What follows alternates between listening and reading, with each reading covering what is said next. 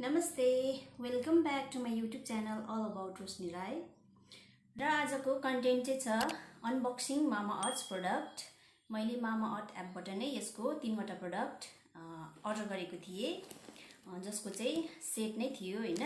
र त्यो प्रोडक्ट चाहिँ यहाँनिर छ, जो चाहिँ म अनबक्सिङ गर्न लागिरहेको छु। र यो चाहिँ 3वटा सेटमा चाहिँ के छ भने, एउटा चाहिँ छ hair oil, onion hair oil, अर्को चाहिँ अनियन स्याम्पू र अर्को चाहिँ अनियन कन्डिसनर। 3वटाको सेट छ, जो म तपाईहरुलाई खोलेर अनबक्स गरेर देखाउने छु।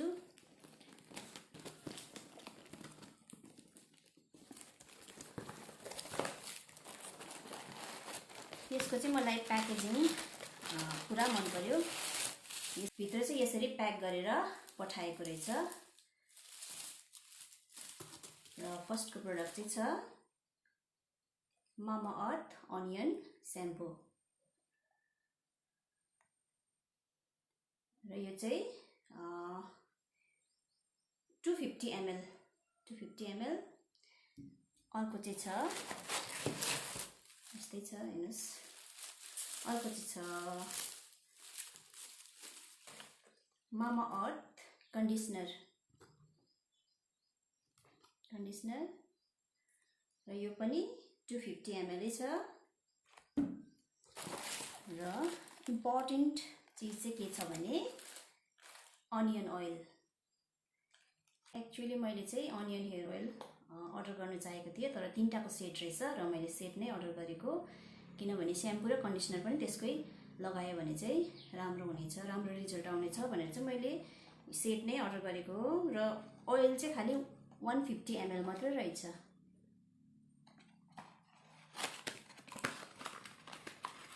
फर्स्ट टाइम युज गर्न लागिरहेको छु, तर यसको रिभ्यू चाहिँ एकदमै राम्रो लाग्यो।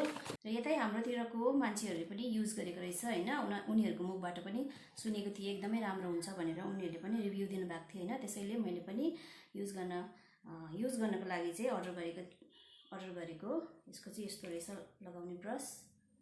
यो बिरको कभर खोलेर चाहिँ यो लगाएर चाहिँ यसरी लगाउनु पर्ने रहेछ।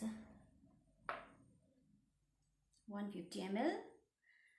र मेरो चाहिँ एकदमै कपाल झर्नु थालेको छ। यस्तो हेर्नुस् न, एकदमै पातला भइसकेको छ। त्यसैले चाहिँ मैले अनियनको ओइल युज गरौँ भनेर चाहिँ सोचेको थिएँ। र मामाअर्थको चाहिँ एकदमै राम्रो हुन्छ भन्ने रिभ्यू हेरे पनि सुने पनि अरूहरूकोबाट हैन। त्यसैले चाहिँ मैले यो अर्डर गरेको। अब हेरौँ कस्तो हुन्छ, मलाई सुट गर्छ कि गर्दैन, फाप्छ कि फाप्दैन। र अस्ति लिएको मैले ल्याक्मीको भिटामिन सी सिरम चाहिँ मलाई अलिकति सुट गरेको जस्तै लाग्यो। अलिक अनुहारमा ग्लो आएको जस्तो लाग्यो। र यो 3वटा सेटको प्राइस चाहिँ, यसको रिटेल प्राइस चाहिँ मैले अलिकति बिर्सेँ हैन। त्यो चाहिँ म तपाईहरुलाई स्क्रिनमा लगाइदिने छु। र यसको अफर प्राइस चाहिँ 768 हो। यो 3टाको चाहिँ अफर प्राइस 768 मा चाहिँ मैले लिएको हो। र यसको रिजल्ट चाहिँ के कस्तो हुनेछ म तपाईहरुलाई नेक्स्ट भिडियोमा, नेक्स्ट हैन अब आफ्टर 1 मन्थ चाहिँ म तपाईहरुलाई भन्ने छु है। र आजको मेरो इम्पोर्टेन्ट प्रोडक्ट चाहिँ यो नै हो, यति नै हो हैन। तर यसको सँगसँगै म एउटा सानो प्रोडक्ट पनि तपाईहरुलाई सो गर्न लागिरहेको छु। त्यो चाहिँ हो यो चाहिँ के भन्नु, अर्गनाइजरै भनिदिउँ न हैन, मोबाइल राख्ने। यहाँ चाहिँ कीहरू झुन्डाउने हुक पनि रहेछ हैन।